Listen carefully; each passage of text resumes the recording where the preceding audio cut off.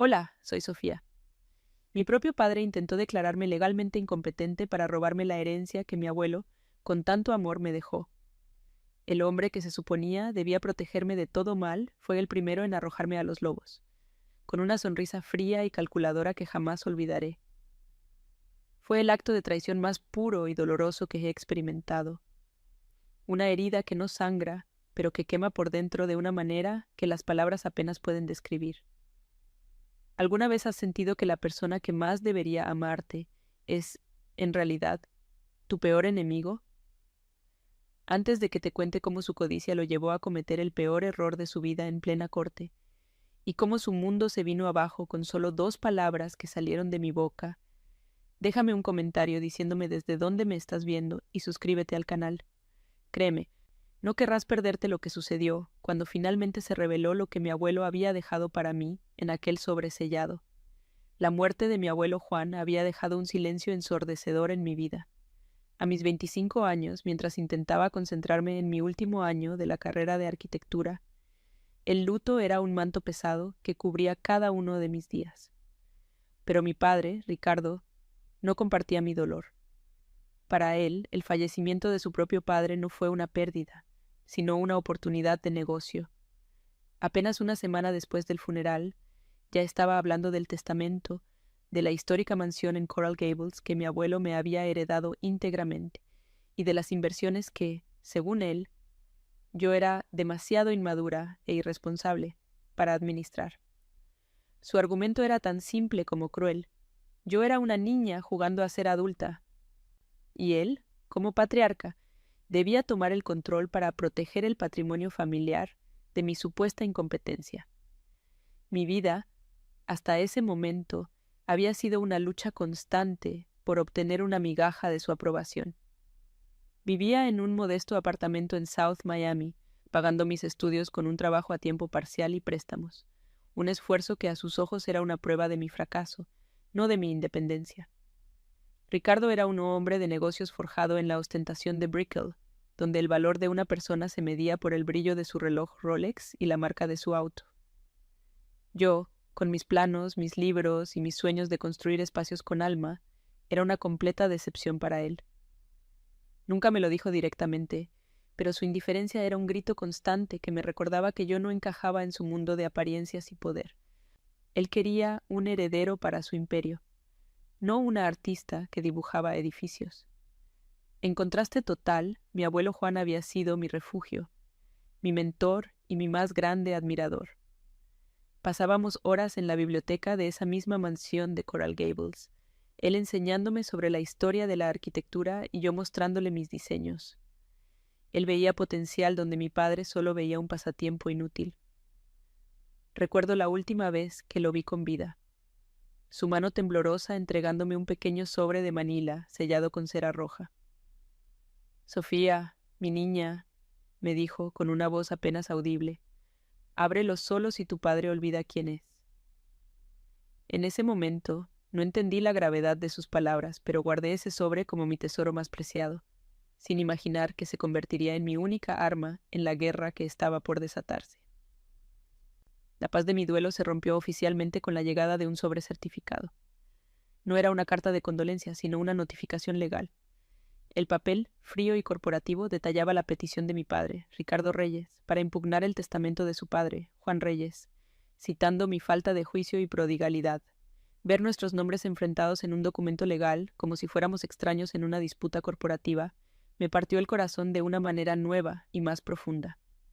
Ya no era solo su desaprobación silenciosa, era una declaración pública. Estaba usando el poder del sistema legal para despojarme no solo de mi herencia, sino también de la última prueba tangible del amor y la confianza que mi abuelo había depositado en mí. Decidí llamarlo, con una ingenua esperanza de que todo fuera un terrible malentendido. Su voz al otro lado de la línea fue calmada, casi paternalista, lo que lo hizo aún más doloroso. Sofía, esto es por tu propio bien, dijo, con ese tono condescendiente que usaba cuando quería minimizar mis sentimientos. No entiendes de negocios, de impuestos, de cómo funciona el mundo real. Tu abuelo era un sentimental, pero yo soy un realista. Voy a proteger su legado de tus impulsos. No gritó, no insultó. Simplemente me desarmó con una lógica retorcida en la que su avaricia se disfrazaba de preocupación paternal. Me estaba diciendo que mi abuelo se había equivocado al confiar en mí y que él, el padre sabio, estaba allí para corregir el error de un anciano senil. Después de esa llamada, la duda comenzó a carcomerme. Empecé a mirar mi pequeño apartamento, del que antes me sentía tan orgullosa, y por primera vez lo vi a través de sus ojos. Pequeño, modesto, insignificante. ¿Y si tenía razón? ¿Y si yo no era más que una soñadora incapaz de manejar una fortuna?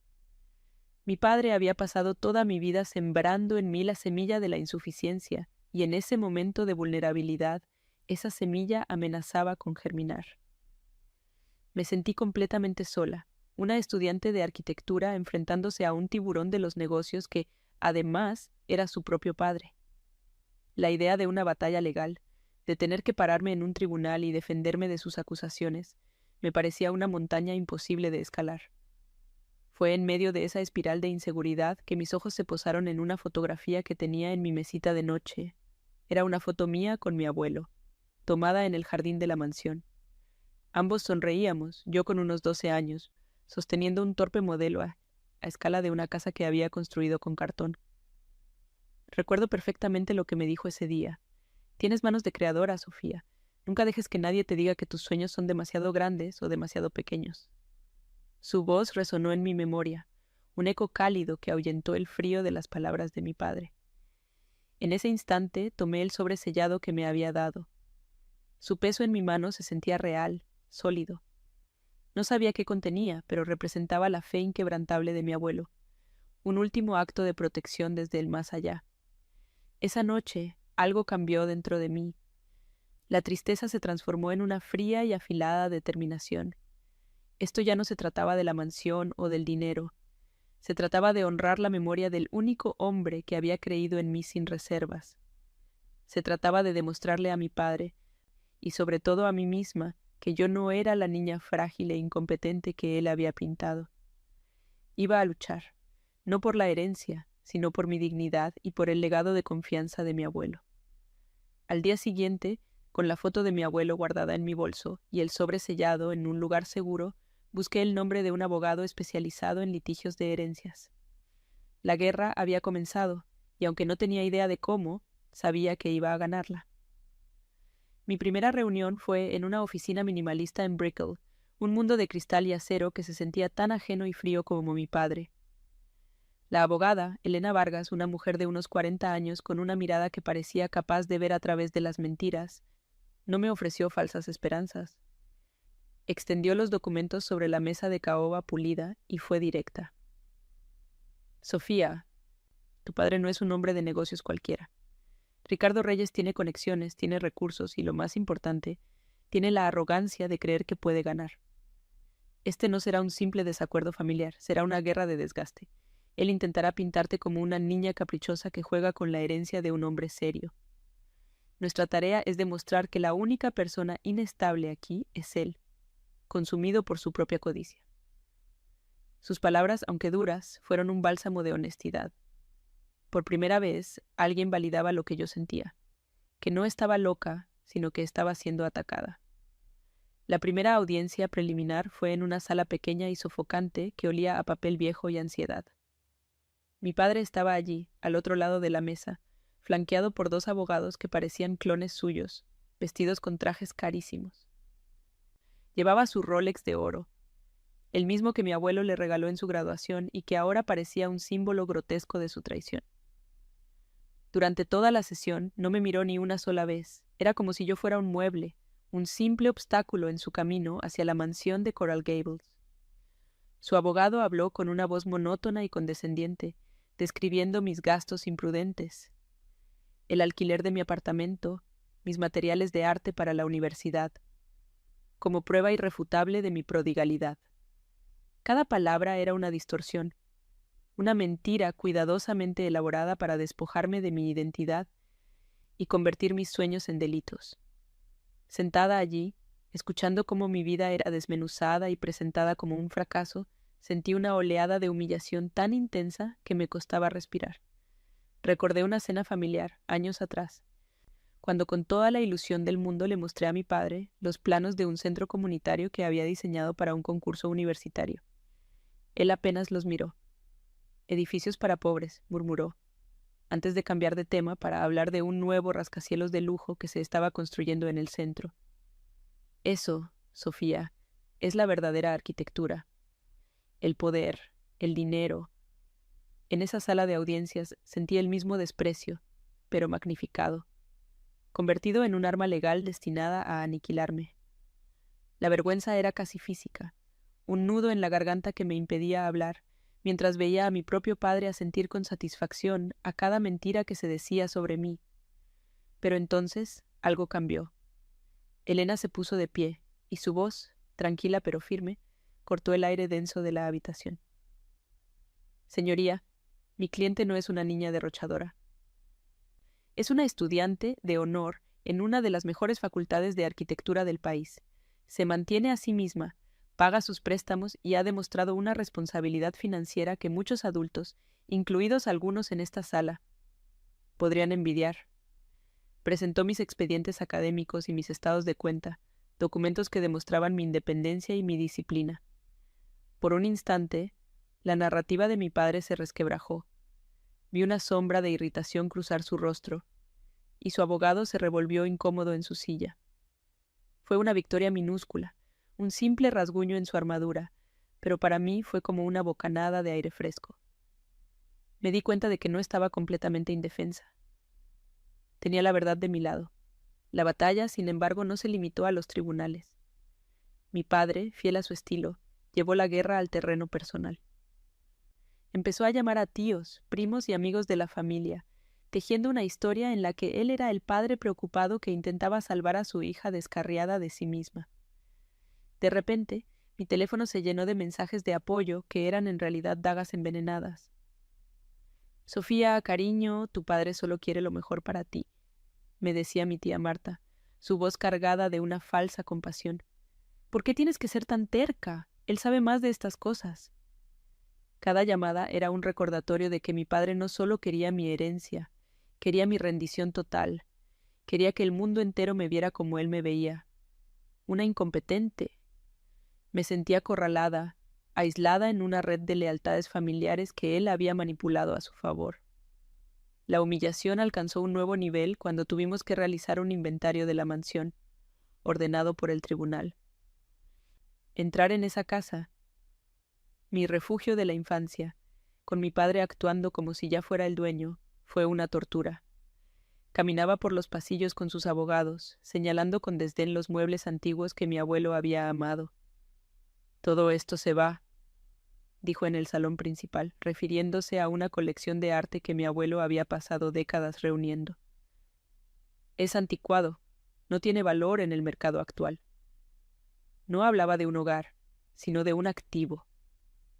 Cada objeto, cada rincón que para mí guardaba un recuerdo precioso, para él era solo una cifra en una hoja de cálculo.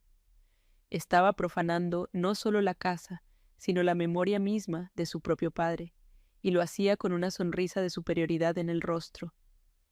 Mi corazón se detuvo cuando entramos en la biblioteca, el santuario donde mi abuelo y yo pasábamos horas enteras. El gran escritorio de roble, donde él me enseñó a dibujar mis primeras perspectivas, estaba cubierto de polvo. Pero lo que me dolió fue ver que su sillón de lectura favorito, una pieza de cuero gastado que conservaba la forma de su cuerpo, había sido arrinconado en una esquina, cubierto con una lona de plástico como si fuera basura. «Hacía falta espacio para revisar los planos de la remodelación», dijo mi padre sin mirarme, como si mi angustia fuera invisible. Ese simple gesto me reveló la profundidad de su crueldad. No se trataba solo de dinero, se trataba de borrar cualquier rastro de mi abuelo que no le sirviera, de borrar el amor, la historia y, sobre todo, de borrarme a mí de ese legado. Mientras mis ojos se llenaban de lágrimas de rabia, mi mano rozó una fila de libros encuadernados en cuero. Instintivamente saqué uno, un viejo tomo de historia de la arquitectura. Al abrirlo, un pequeño diario de bolsillo cayó al suelo. Era la letra de mi abuelo. Lo abrí temblando y leí una entrada fechada apenas unos meses antes de su muerte. Ricardo solo ve números, escribió. No entiende que el verdadero valor de las cosas no está en su precio, sino en las historias que cuentan. Me preocupa que su ambición lo ciegue, pero luego veo a Sofía. Veo la pasión en sus ojos cuando dibuja, y sé que mi legado, el verdadero, está a salvo con ella. Leer esas palabras fue como si mi abuelo me estuviera hablando desde el más allá. Fue un ancla en medio de la tormenta, una reafirmación de que esta lucha era justa y necesaria. Guardé el diario en mi bolso, sintiendo una nueva oleada de fuerza. La presión legal, sin embargo, seguía aumentando. Los abogados de mi padre presentaron una moción para obtener acceso completo a mi vida privada. Mis correos electrónicos, mis mensajes de texto, mis publicaciones en redes sociales. Querían peinar cada rincón de mi existencia en busca de cualquier cosa que pudieran usar en mi contra. Una foto de una fiesta con amigos, un comentario sarcástico. Cualquier cosa podría ser sacada de contexto y presentada como prueba de mi inestabilidad. La sensación de ser observada, juzgada y despojada de mi privacidad fue asfixiante. Ya no solo estaban atacando mi relación con mi abuelo o mi futuro, estaban intentando robarme mi presente, mi derecho a ser una joven de 25 años con una vida normal. Era una estrategia de tierra quemada, diseñada para quebrarme psicológicamente. Fue entonces cuando Elena me dio la peor noticia. Sofía, el juez asignado al caso principal es Javier Morales. El nombre no me sonó de nada, pero la expresión grave de Elena me heló la sangre. Es un viejo amigo de tu padre. Han jugado al golf juntos durante años en el mismo club de campo. No puedo probar que haya un acuerdo, pero esto no es una coincidencia. Significa que no vamos a tener una audiencia justa. Morales le debe favores a tu padre. De repente, todas las piezas encajaron. La confianza de mi padre, su descaro, su certeza de que ganaría. No era solo su poder económico. Tenía al sistema de justicia en su bolsillo. La balanza, que ya estaba inclinada, acababa de desplomarse por completo en su contra. Esa noche no pude dormir. La sensación de impotencia era abrumadora. Estaba luchando contra un monstruo de 2 cabezas, la crueldad de mi padre y la corrupción de un sistema que se suponía debía protegerme. Me senté en la oscuridad de mi pequeño apartamento, mirando la foto de mi abuelo en mi mesita de noche. Su sonrisa parecía decirme que no me rindiera. A su lado, en el cajón, estaba el sobre sellado con cera roja. Su peso simbólico se había vuelto inmenso. Ya no era solo un recuerdo, era una bomba de tiempo. No sabía qué contenía, pero por primera vez empecé a entender la advertencia de mi abuelo. Mi padre no solo había olvidado quién era, se había convertido en alguien que ni siquiera su propio padre habría reconocido. Y tal vez, solo tal vez, ese sobre era la única forma de recordárselo. La noticia de que el juez Morales era amigo de mi padre cayó sobre mí como una losa de concreto. De repente, la sala de audiencias no era un lugar de justicia, sino un teatro montado para mi humillación pública. Cada detalle de la arrogancia de mi padre, su sonrisa segura, su calma imperturbable, ahora tenía sentido. No estaba jugando una partida de ajedrez. Simplemente estaba esperando que su amigo derribara a mi rey sin siquiera mover una pieza. Me senté en el sofá de mi pequeño apartamento, con la ciudad de Miami brillando indiferente a través de mi ventana, y por primera vez desde que todo comenzó, sentí el verdadero sabor de la derrota. Era un sabor amargo, metálico, el sabor del miedo puro. La lucha parecía inútil, una batalla contra un gigante con el árbitro en su bolsillo. Le conté a Elena lo del juez al día siguiente, esperando ver en su rostro la misma desesperanza que sentía yo. Pero en lugar de eso, vi un destello de desafío en sus ojos. Se reclinó en su silla de cuero, juntando las yemas de sus dedos. «Esto es malo, Sofía, muy malo», admitió.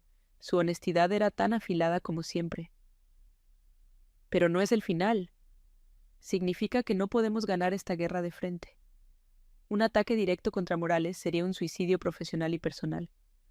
Necesitamos algo que no puedan anticipar. Algo que los obligue a retroceder no por la ley, sino por miedo. Necesitamos una palanca, un secreto que valga más que cualquier herencia. Sus palabras colgaron en el aire, y ambas sabíamos a qué se refería sin decirlo. Mis ojos se dirigieron instintivamente al bolso donde guardaba el sobre de mi abuelo. Esa noche, el sobre de Manila parecía latir sobre la mesa de mi cocina. Lo había sacado de su escondite, y su presencia llenaba la pequeña habitación. El sello de cera roja, con la inicial de mi abuelo grabada, parecía un ojo cerrado que me observaba. ¿Qué clase de secreto podía guardar un hombre tan bueno como mi abuelo? ¿Un secreto tan poderoso como para hacer temblar a dos hombres como mi padre y un juez? Una parte de mí temía abrirlo, temía que el contenido pudiera manchar la imagen perfecta que tenía de él, o que, peor aún, no contuviera nada de valor, solo una carta sentimental que me dejaría aún más desarmada. La advertencia de mi abuelo: ábrelo solo si tu padre olvida quién es, resonaba en mi cabeza. Y no había duda de que mi padre ya no recordaba nada, ni a su padre ni a su hija. La presión externa no cesaba. Ricardo, sintiéndose victorioso, decidió dar un nuevo golpe. Recibió una notificación de sus abogados con una oferta de acuerdo. No era una oferta, era un insulto calculado. Me ofrecían una suma mensual, una especie de mesada, que sería administrada por un fideicomiso controlado por él. A cambio, yo debía renunciar a todos mis derechos sobre la herencia y, lo más humillante, firmar un documento en el que admitía mi inestabilidad emocional y financiera, aceptando la tutela de mi padre. Era una trampa perfecta. Si aceptaba, admitía que él siempre tuvo razón. Si me negaba, me pintaría ante el juez Morales como una niña irracional y terca. Estaba intentando comprar mi dignidad con mi propio dinero, y la rabia que sentí fue tan intensa que eclipsó por completo mi miedo. Esa noche, incapaz de dormir, volví a la biblioteca de la mansión en mi mente, a ese momento en que encontré el pequeño diario de mi abuelo. Lo saqué de mi bolso y lo leí de nuevo, esta vez no buscando consuelo, sino buscando un arma. Pasé las páginas lentamente, absorbiendo su caligrafía elegante y reflexiva. Y entonces lo vi, una entrada corta, casi críptica, que había pasado por alto la primera vez. La reunión sobre los muelles de Key Biscayne fue tensa. Ricardo y su amigo Joe M. están jugando con fuego. El proyecto es una sombra sobre un pantano, legal y moralmente. Temo que si esto sale a la luz, las consecuencias serán devastadoras para ambos. He guardado copias de todo, por si acaso. J.M. Javier Morales. Mi corazón empezó a latir con una fuerza brutal. No era solo una amistad de golf, era una alianza corrupta. De repente, el sobre mi mesa adquirió un nuevo significado. Ya no era un misterio, sino una promesa. Mi abuelo, el hombre de principios, el arquitecto que creía en construir sobre cimientos sólidos, había descubierto la podredumbre en los cimientos de la carrera de su propio hijo y su cómplice. No lo había denunciado, quizás para proteger el apellido, quizás esperando que Ricardo recapacitara, pero había dejado un seguro de vida, un plan de contingencia para proteger a la única persona que sabía que actuaría con integridad. Yo. El sobre no contenía un secreto oscuro de mi abuelo. Contenía la verdad sobre la oscuridad de mi padre. Esa revelación me llenó de una calma glacial. Ya no era una víctima a la deriva. Era la heredera de algo mucho más importante que el dinero. Era la guardiana de la verdad de mi abuelo. Al día siguiente, entré en la oficina de Elena con una nueva energía. Puse el pequeño diario sobre su escritorio de caoba, abierto en la página crucial. Mientras ella leía, su expresión cambió de una curiosidad profesional a un asombro contenido. Levantó la vista, y por primera vez vi una sonrisa genuina en su rostro.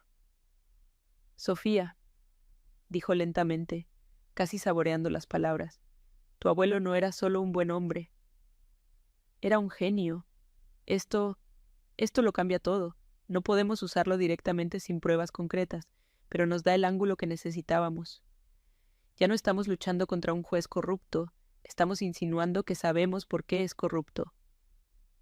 La estrategia cambió en ese instante. Dejamos de ser los acusados y nos convertimos en una amenaza silenciosa.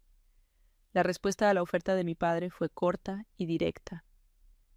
Elena redactó un correo electrónico que simplemente decía: «Rechazamos su oferta. Nos vemos en la corte». No dimos explicaciones ni contraofertas. El silencio, a veces, es el mensaje más ruidoso. Imagino la confusión en el rostro de mi padre, su irritación ante mi negativa a doblegarme. Probablemente lo interpretó como una rabieta infantil, sin sospechar ni por un segundo que el tablero de juego había girado 180 grados. Él seguía creyendo que tenía todas las cartas ganadoras, sin saber que yo sostenía en mi mano una que podía anular toda la partida. Una carta que mi abuelo me había dejado desde la tumba. Con la fecha de la audiencia final acercándose, la tensión en mi pequeño apartamento era casi palpable. Pasaba las noches estudiando mis apuntes de la universidad, intentando mantener una apariencia de normalidad, pero mi mente estaba en la sala del tribunal. Miraba la foto de mi abuelo y le hablaba en silencio, pidiéndole fuerzas. No iba a luchar con odio, sino con el amor y el respeto que él me había enseñado. Iba a defender su legado de la manera en que él lo habría querido, con inteligencia, con coraje y, sobre todo, con la verdad. La mansión de Coral Gables, el dinero, todo eso había pasado a un segundo plano. El verdadero premio era la justicia para su memoria y la liberación de mi propio futuro. La noche antes del juicio, finalmente reuní el valor. Con manos temblorosas rompí el sello de cera roja del sobre de mi abuelo. Dentro no había una carta larga, sino una serie de documentos que me helaron la sangre. Fotocopias de transferencias bancarias, correos electrónicos impresos entre mi padre y un desarrollador inmobiliario, y un borrador de contrato con notas al margen escritas a mano por mi abuelo, destacando cláusulas ilegales. Y en el centro de todo, un título, un nombre que lo unía todo: Proyecto Fénix. Era la prueba irrefutable. La bomba de tiempo estaba activada. Al día siguiente, en esa corte, mi padre y el juez Morales no se enfrentarían a una estudiante de arquitectura asustada. Se enfrentarían al legado de Juan Reyes, y yo sería su voz. La mañana del juicio llegó con una calma antinatural. El sol de Miami se filtraba por las persianas de mi apartamento, pero la ciudad parecía contenida, como si estuviera aguantando la respiración junto conmigo. No sentía el pánico que me había consumido durante semanas. En su lugar, había una quietud fría, una claridad de propósito que nunca antes había experimentado. Me preparé un café, moviéndome con una lentitud deliberada. Sobre mi mesa de trabajo, junto a la foto de mi abuelo, reposaba el sobre de Manila, ahora abierto. Saqué los documentos, los ordené y los coloqué en un portafolio, pero dejé una hoja aparte.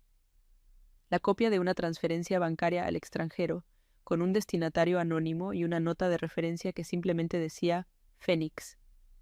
Ese papel, tan simple y tan devastador, era mi única arma visible. Lo doblé con cuidado y lo guardé en el bolsillo de mi chaqueta, un recordatorio tangible del poder de la verdad. Conduciendo hacia el centro, hacia el tribunal del condado de Miami-Dade, el paisaje urbano de rascacielos y palmeras se sentía como un escenario ajeno. Mi mente repasaba no los argumentos legales, sino los pequeños cortes, las humillaciones silenciosas que habían definido mi relación con mi padre.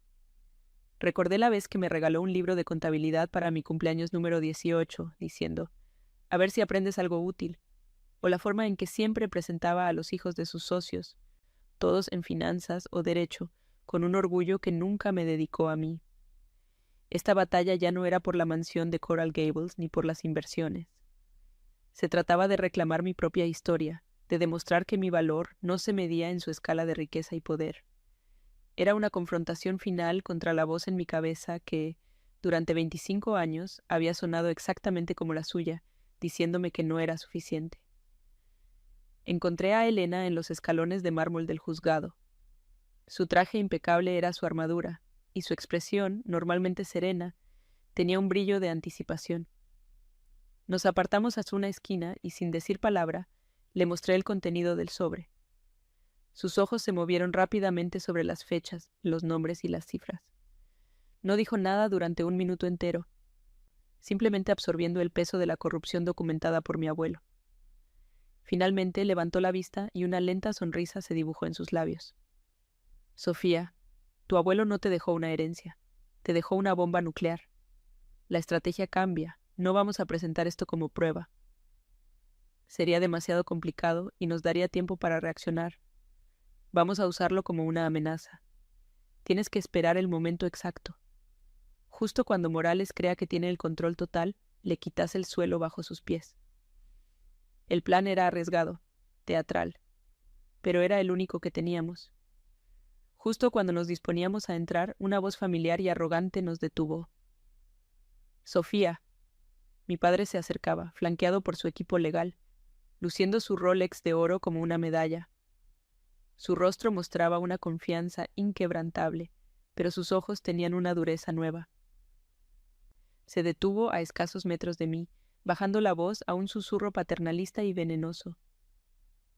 Todavía estás a tiempo de detener esta locura. Acepta el acuerdo que te ofrecí. Es generoso. No me obligues a terminar de humillarte frente a un juez. No saldrás bien parada de esto, te lo aseguro. Era su último movimiento, un intento de desestabilizarme, de recordarme mi lugar como la niña pequeña e indefensa que él siempre había visto. Esperaba ver miedo en mis ojos, lágrimas, una última súplica por su aprobación. Pero la niña que él esperaba ver ya no existía. En su lugar, encontré una fuerza que no sabía que poseía. Lo miré directamente a los ojos, sin parpadear.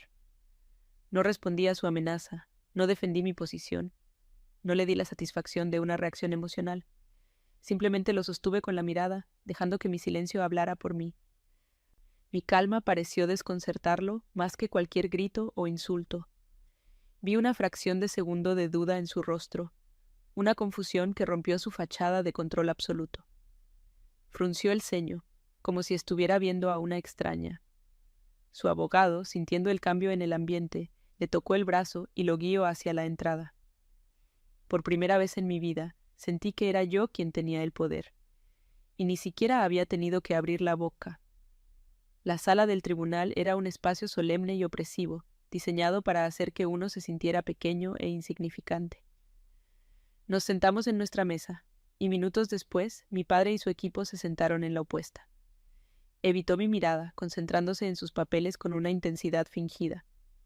Entonces entró el juez Javier Morales. Se movió con la autoridad que le confería su toga, pero sus ojos se encontraron con los de mi padre por un instante. Un intercambio tan sutil que casi nadie lo notaría, pero para mí fue una confirmación flagrante de su pacto. Se sentó y la luz fluorescente del techo se reflejó en el Rolex de mi padre. El metal dorado brillaba, faro de su codicia. Sentí el papel doblado en mi bolsillo, frío contra mi piel. Era mi verdad contra su oro. El abogado de mi padre comenzó su alegato final con una elocuencia ensayada.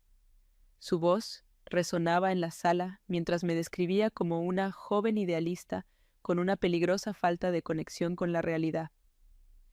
Usó mi vida, mis elecciones, mis sueños, y los retorció hasta convertirlos en armas contra mí. Habló de mi modesto apartamento en South Miami como una prueba de mi incapacidad para aspirar a más, y de mis estudios de arquitectura como un pasatiempo caro e impráctico. Cada frase era una puñalada, una distorsión diseñada para anular mi identidad y presentarme como una carga, una niña caprichosa que necesitaba la mano firme de su padre para no desperdiciar la fortuna que un abuelo sentimental le había dejado por error. Me estaba borrando, pincelada a pincelada, frente a un juez que ya había aceptado el retrato. Escuché cada mentira sin mover un músculo. Recordé las palabras de mi abuelo en su diario. Ricardo solo ve números. Y entendí que mi padre no podía verme de otra manera. Para él, yo era una variable no deseada en su ecuación financiera. Levanté la vista y lo observé. Asentía con gravedad a las palabras de su abogado, con una expresión de profunda y fingida preocupación paternal en el rostro. No había ni una pizca de remordimiento en sus ojos, solo la fría determinación de un hombre de negocios cerrando un trato. La histórica mansión de Coral Gables, el hogar donde crecí, donde mi abuelo me enseñó a soñar, no era más que un activo inmobiliario para él, y yo era el último obstáculo legal que se interponía en su camino. Cuando le llegó el turno a Elena, se puso de pie con una calma imponente. Su discurso fue breve, preciso y devastadoramente simple. No intentó refutar cada mentira. En su lugar, redefinió los términos. Lo que la oposición llama inmadurez, dijo, su voz clara y firme, nosotros lo llamamos independencia. Lo que ellos llaman un pasatiempo, nosotros lo llamamos una vocación. Sofía Reyes no es una niña que necesita ser controlada. Es la digna heredera del espíritu visionario de su abuelo, Juan Reyes. Sus palabras eran un tributo, un acto de defensa no solo para mí, sino para la memoria de mi abuelo, pero ambas sabíamos que era solo el preludio. Elena terminó su alegato, se sentó y mientras toda la atención de la sala se volvía hacia el juez, me dio un casi imperceptible asentimiento. Era mi turno. El silencio en la sala era absoluto. El juez Javier Morales se aclaró la garganta, ajustó sus gafas y miró sus notas. Luego levantó la vista. Su mirada pasando por encima de mí para encontrarse con la de mi padre. Vi una sonrisa diminuta, casi imperceptible, en la comisura de sus labios. Era el momento. El martillo estaba a punto de caer, la farsa estaba a punto de concluir.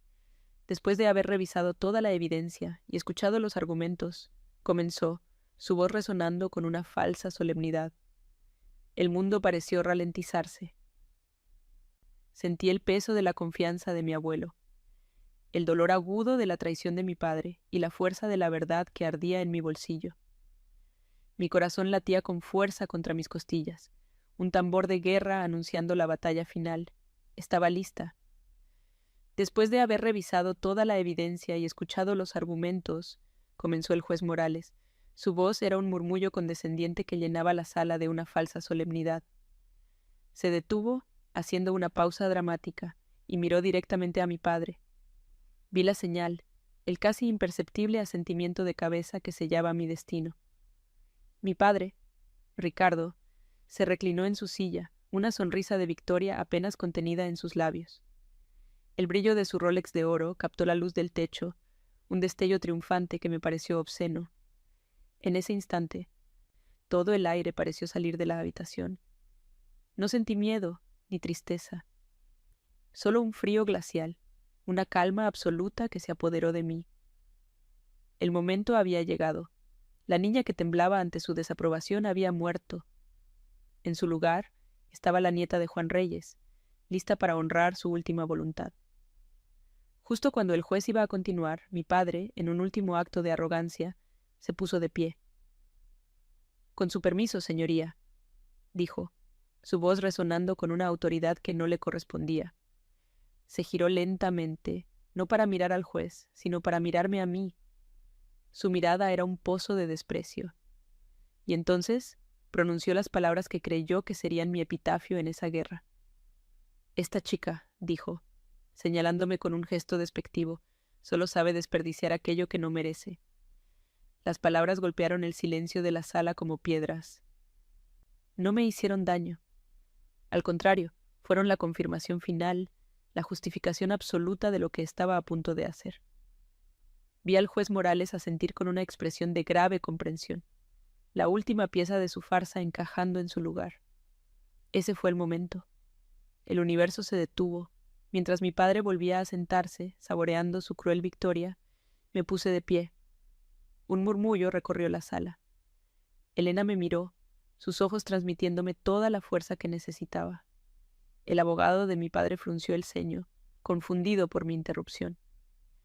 Mi propio padre me miró con una irritación apenas disimulada, como si mi simple acto de ponerme de pie fuera una ofensa personal. El juez Morales me observó por encima de sus gafas, su rostro una máscara de impaciencia.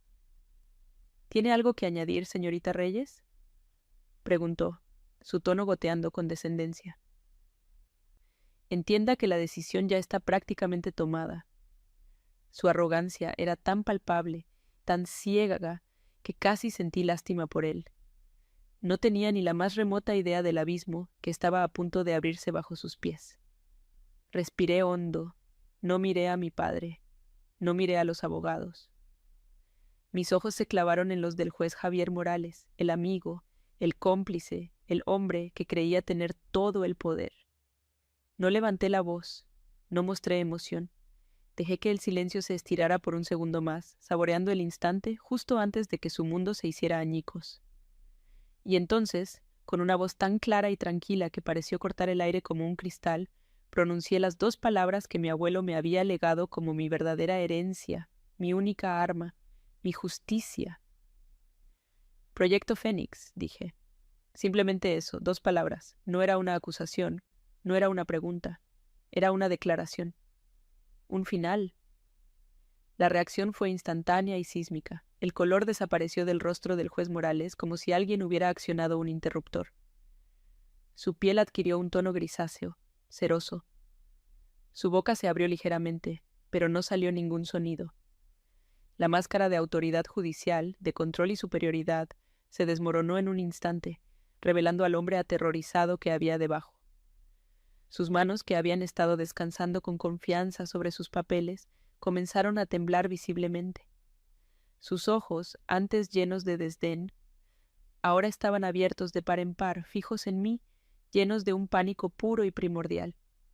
Era la mirada de un hombre que ve a un fantasma, el fantasma de un secreto que creía enterrado para siempre. Volteé mi cabeza lentamente hacia mi padre.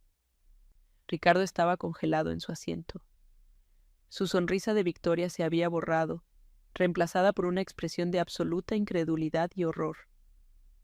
Su mandíbula estaba tensa y su mirada saltaba de mí al juez y de vuelta a mí, como un animal atrapado buscando una ruta de escape que no existía.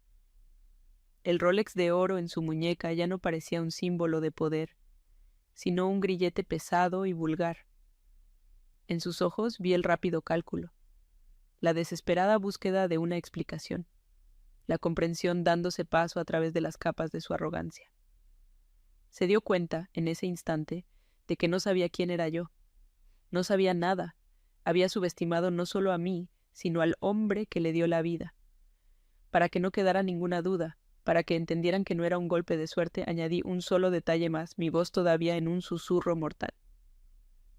Los muelles de Key Biscayne, dije, mirando de nuevo al juez. Mi abuelo era un hombre muy meticuloso. Guardaba copias de todo. La mención específica del lugar, el epicentro de su acuerdo corrupto, fue el golpe de gracia.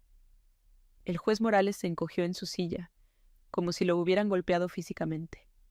Dejó caer su bolígrafo, que rodó por la madera con un sonido absurdamente alto en el silencio sepulcral de la sala. Su respiración se volvió agitada, audible. La farsa había terminado. Ya no era un juez presidiendo un caso, era un criminal expuesto en su propio tribunal. El abogado de mi padre nos miraba a los tres. Su rostro era un lienzo de confusión. No entendía qué estaba pasando, pero la palpable ola de terror que emanaba de su cliente y del juez le decía que había perdido el control de la situación de una manera espectacular e irreversible. Elena, a mi lado, permanecía serena, pero vi una chispa de feroz satisfacción en sus ojos. No había dicho una palabra, pero su silencio era una victoria en sí misma. El poder en la sala no solo había cambiado de manos, se había invertido por completo. El cazador se había convertido en la presa, y la presa, armada con la verdad de un hombre bueno, ahora dictaba los términos. El juez Morales, recuperando a duras penas una fracción de su compostura, agarró su mazo. Lo golpeó contra la base de madera, no con la fuerza de la autoridad, sino con la debilidad de la desesperación. El sonido fue hueco, patético. «Receso», graznó. Su voz era un susurro ronco y estrangulado. La corte entra en receso. Se levantó tan bruscamente que su silla casi se cae, y prácticamente huyó de la sala por una puerta lateral, sin atreverse a mirar a nadie, especialmente a mi padre. El pacto de corrupción, forjado en clubes de campo y negocios turbios, se había roto en vivo y en directo, aniquilado por el eco de dos palabras. Me quedé de pie por un momento más, observando a mi padre. Se había quedado solo en su mesa, sus abogados susurrando frenéticamente a su alrededor, pero él no los escuchaba. Su mirada estaba perdida, vacía, parecía más pequeño, más viejo, despojado de toda su prepotencia. El hombre que me había llamado incompetente, que había intentado robarme mi futuro y pisotear la memoria de su propio padre, estaba completamente destruido. Y al verlo así, No sentí alegría ni triunfo. Sentí una profunda y liberadora indiferencia. El nudo que había llevado en el pecho toda mi vida, la necesidad de su aprobación, se disolvió para siempre. Sin decir una palabra más, me di la vuelta y con Elena a mi lado, caminé hacia la salida de la sala del tribunal. No miré hacia atrás. No necesitaba hacerlo. Detrás de mí no dejaba una batalla ganada, sino las ruinas de un mundo construido sobre mentiras y codicia. Al cruzar el umbral y sentir la luz del sol en mi rostro, supe que la guerra había terminado. Había recuperado mi herencia, sí, pero había ganado algo infinitamente más valioso. Me había recuperado a mí misma. Era libre, libre de él, libre de su sombra, libre para construir mi propio legado sobre los cimientos sólidos que mi abuelo siempre supo que yo tenía. El receso que el juez Morales decretó fue, en realidad, un final. Nunca volvimos a entrar a esa sala. A los pocos minutos de su huida, mientras mi padre permanecía petrificado en su mesa, Elena recibió un mensaje de su abogado. Se rendían, retiraban la demanda, aceptaban la validez del testamento de mi abuelo en su totalidad y se comprometían a cubrir todos nuestros gastos legales.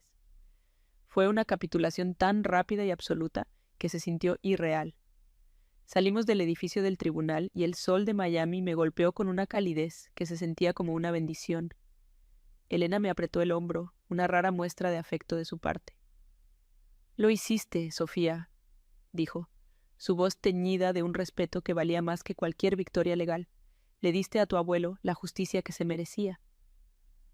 Yo simplemente asentí, respirando el aire de una libertad que apenas comenzaba a comprender. Los días que siguieron fueron un torbellino de papeleo y llamadas telefónicas, pero la guerra había terminado. La transferencia de los activos se realizó sin el menor contratiempo. De repente la mansión de Coral Gables era oficialmente mía, al igual que las inversiones que mi padre había codiciado con tanta desesperación. Él intentó llamarme una vez, 2 veces. Su nombre aparecía en la pantalla de mi teléfono y por primera vez en mi vida no sentí ni una pizca de ansiedad o la necesidad de responder. Simplemente rechacé la llamada. Una semana después se presentó en mi viejo apartamento de South Miami, sin saber que yo ya me había mudado. Un vecino me contó que lo vio esperando en su auto de lujo durante casi 1 hora, luciendo perdido y derrotado. El brillo de su Rolex parecía opaco bajo el sol de la tarde.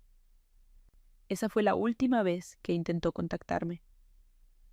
Nuestro final no fue una explosión, sino un silencio, el silencio de una puerta que yo, finalmente, había decidido cerrar con llave para siempre. Las consecuencias para mi padre y Javier Morales no tardaron en llegar. Aunque nunca presenté formalmente los documentos del sobre, el pánico hizo su trabajo. 2 semanas después del juicio, el juez Morales anunció su retiro anticipado por motivos de salud. La noticia apareció en una pequeña columna en el Miami Herald. Fue una salida silenciosa, diseñada para evitar el escándalo, pero en los círculos legales y financieros de la ciudad, los rumores sobre el proyecto Fénix comenzaron a circular como un veneno. El imperio de mi padre, construido sobre una imagen de infalibilidad, comenzó a desmoronarse. Socios claves se distanciaron. Los inversores se volvieron cautelosos y su reputación, su activo más preciado, quedó manchada de forma irreparable.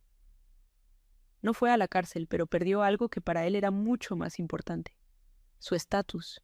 Fue despojado de la única armadura que conocía. La primera vez que entré en la mansión de Coral Gables como su única dueña fue una experiencia agridulce.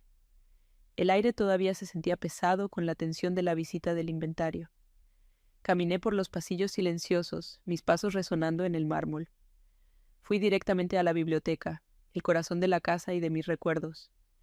Allí, sobre el gran escritorio de roble, coloqué la única foto que había traído conmigo, la de mi abuelo y yo en el jardín, con mi torpe modelo de cartón. Desempaqué el sillón de cuero que mi padre había arrinconado y lo puse de nuevo en su lugar de honor, junto a la ventana. Me senté en él, sintiendo el cuero gastado que todavía parecía guardar el calor de mi abuelo. En ese momento, la casa dejó de ser un premio o una herencia. Se convirtió de nuevo en un hogar. Esa noche, en la tranquilidad de la biblioteca, Volví a examinar el contenido del sobre de mi abuelo.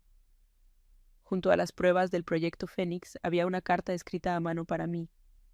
En ella, mi abuelo no hablaba de negocios ni de traiciones. Me hablaba de su amor por la arquitectura, de su fe en mi talento y de su dolor al ver en qué se había convertido su hijo. «El dinero puede construir rascacielos, Sofía», escribió, «pero solo los principios pueden construir un legado. Ricardo eligió los rascacielos. Espero que tú elijas el legado. Usa esto no para vengarte, sino para protegerte y para construir algo bueno». Entendí entonces que el sobre no era solo una bomba, era una lección. Mi abuelo no me había dejado un arma para destruir, sino las herramientas para construir mi propio futuro sobre una base de verdad e integridad. Unos meses más tarde, tomé mi primera gran decisión. Vendí una parte de las acciones de la cartera de inversiones, una cantidad considerable. Con ese capital establecí los estatutos de la Fundación Juan Reyes. Mi padre había dicho que yo solo sabía desperdiciar lo que no merecía. Tenía razón, en cierto modo. Iba a desperdiciar una parte de esa fortuna, pero no en lujos para mí, sino en los sueños de otros. La fundación se dedicaría a otorgar becas completas a jóvenes estudiantes de arquitectura de entornos desfavorecidos, dándoles la oportunidad que el dinero y el estatus a menudo niegan. Sería un legado de creación, no de acumulación. La ironía era tan profunda y tan dulce que por primera vez al pensar en mi padre, sonreí. Hoy, un año después de aquel día en la corte, mi vida es irreconocible. Terminé mi carrera con honores. La mansión ya no es solo mi hogar. Su ala oeste se ha convertido en el primer taller de la fundación, un espacio lleno de luz donde los jóvenes talentos pueden desarrollar sus proyectos. No vivo en la opulencia que mi padre habría elegido. La mayor parte de la casa se mantiene como mi abuelo la dejó, un museo de sus recuerdos y sus pasiones. Mi vida no se define por el lujo, sino por el propósito. Cada vez que veo a uno de los becarios de la fundación trabajando en sus planos, con la misma pasión que mi abuelo vio en mí, sé que estoy honrando su verdadera herencia. La relación con el resto de mi familia es distante. Algunos, como mi tía Marta, intentaron un acercamiento cauteloso, pero el abismo que mi padre cavó era demasiado profundo. Acepté sus disculpas, pero mantuve una distancia saludable. Aprendí que la sangre no te obliga a soportar la toxicidad. He construido mi propia familia, un pequeño círculo de amigos verdaderos y los jóvenes arquitectos a quienes ahora mentoreo. Mi padre, por lo que sé, vendió su empresa a un conglomerado internacional y vive en un semirretiro, una sombra del magnate que una vez fue. Su nombre ya no evoca poder, sino una historia de advertencia en los círculos de Brickell. A veces, por la noche, me siento en el sillón de cuero de mi abuelo en la biblioteca, con mis propios planos extendidos sobre el escritorio de roble. Miro la foto de nosotros dos, su sonrisa llena de orgullo, y siento una paz profunda y duradera. Ya no necesito la aprobación de nadie. La voz crítica de mi padre en mi cabeza se ha desvanecido, reemplazada por el eco sabio y amoroso de mi abuelo. No gané una herencia. Reclamé mi vida, y he comenzado a construirla, ladrillo a ladrillo, sobre los cimientos más sólidos de todos, el amor propio, la verdad y la certeza de que el mayor legado que podemos dejar es la oportunidad que creamos para los demás. Mirando hacia atrás, a ese momento en la corte, me doy cuenta de que la verdadera victoria no fue el sonido del mazo ausente ni la capitulación de mi padre. Fue el silencio ensordecedor que llenó la sala después de que pronuncié esas dos palabras. En ese silencio no solo se rompió el pacto corrupto entre dos hombres poderosos, sino que se rompió el hechizo que mi padre había lanzado sobre mí desde que nací, el hechizo de que yo no era suficiente. Durante años busqué mi reflejo en sus ojos y solo encontré decepción. Pero en ese instante, al verme a través del pánico en su rostro, comprendí que su opinión nunca había sido un reflejo de mi valor, sino un mapa de sus propias limitaciones y su propia codicia. La batalla no era para demostrarle que estaba equivocado, era para demostrarme a mí misma que su juicio ya no importaba. El verdadero legado que mi abuelo me dejó no estaba detallado en su testamento. No eran los ladrillos de la mansión de Coral Gables ni las cifras en una cuenta de inversión. Su verdadera herencia estaba sellada en ese sobre de Manila, y no me refiero a los documentos que contenía. Me legó una elección. La elección entre la venganza y la justicia, entre destruir y construir. Me dio las herramientas no solo para defenderme, sino para descubrir el tipo de persona que quería ser. Mi padre veía la herencia como un premio a reclamar. Mi abuelo me la entregó como una responsabilidad a honrar. Me enseñó que la mayor fortuna no es la que se acumula, sino la que se utiliza para edificar algo que perdure más allá de nosotros, algo con alma. Esta historia, en el fondo, no es sobre una herencia, es sobre la dolorosa verdad de que, a veces, la familia que se supone debe ser nuestro refugio se convierte en nuestra jaula, y liberarse de esa jaula es uno de los actos de amor propio más aterradores y necesarios que existen.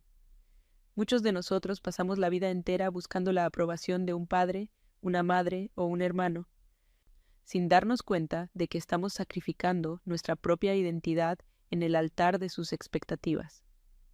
Aprender a alejarte, a cerrar esa puerta no con odio, sino con la serena aceptación de que no puedes cambiar a los demás, es el primer paso para construir tu propio hogar, uno donde sí seas valorado por quien eres, no por quien ellos querían que fueras. Mi padre me acusó de desperdiciar lo que no merecía. Y en retrospectiva, le doy la razón. He desperdiciado cada gramo de la negatividad que él intentó inyectarme. He malgastado la idea de que el éxito se mide por el brillo de un Rolex, y he derrochado una fortuna en los sueños de otros, en la creencia de que el talento no debería tener barreras económicas. Crear la Fundación Juan Reyes fue mi respuesta a su acusación. Fue mi forma de demostrar que el propósito del dinero no es ser guardado, sino fluir, crear y transformar. El verdadero valor no reside en la posesión, sino en el impacto. Y ese es un lenguaje que la codicia de mi padre nunca pudo y nunca podrá comprender. La lección más grande que aprendí en esa fría sala de tribunal es que la verdad tiene su propio peso y su propia voz. Mi padre y el juez Morales habían construido un imperio sobre cimientos de mentiras, secretos y apretones de manos en la oscuridad. Parecían invencibles, protegidos por su dinero y su poder. Pero su fortaleza era una ilusión. Era un castillo de naipes. Y todo lo que se necesitó para derrumbarlo no fue un ejército de abogados ni una guerra legal prolongada, sino el susurro de una verdad que se negaba a permanecer enterrada. Nunca subestimes el poder que tienes cuando la verdad está de tu lado. Puede que no grite, pero su eco es capaz de hacer temblar los muros más gruesos. Mi historia es la prueba de que nuestro valor no lo definen aquellos que se niegan a verlo. Durante 25 años creí que era una arquitecta de sueños frágiles en un mundo de rascacielos de concreto. Hoy sé que los cimientos más fuertes no están hechos de acero, sino de principios, de coraje y de la capacidad de defender lo que es correcto, incluso cuando estás solo y asustado. ¿Qué batallas estás librando en silencio? ¿Qué verdad necesitas pronunciar para reclamar tu propia vida y liberarte de las expectativas que te ahogan? A veces, las dos palabras más importantes no son Proyecto Fénix. A veces, son simplemente ya no más. Si esta historia ha tocado una fibra sensible en ti, si alguna vez te has sentido invisible o has tenido que luchar para que tu voz sea escuchada en tu propia familia, te invito a unirte a esta comunidad. Suscríbete al canal y comparte en los comentarios una lección que la vida te haya enseñado. No tienes que dar detalles si no quieres, pero al compartir nuestra sabiduría, nos fortalecemos mutuamente. Cada historia de resiliencia es un faro de esperanza para alguien que todavía está navegando en la oscuridad. Juntos, podemos construir algo mucho más grande y duradero que cualquier mansión.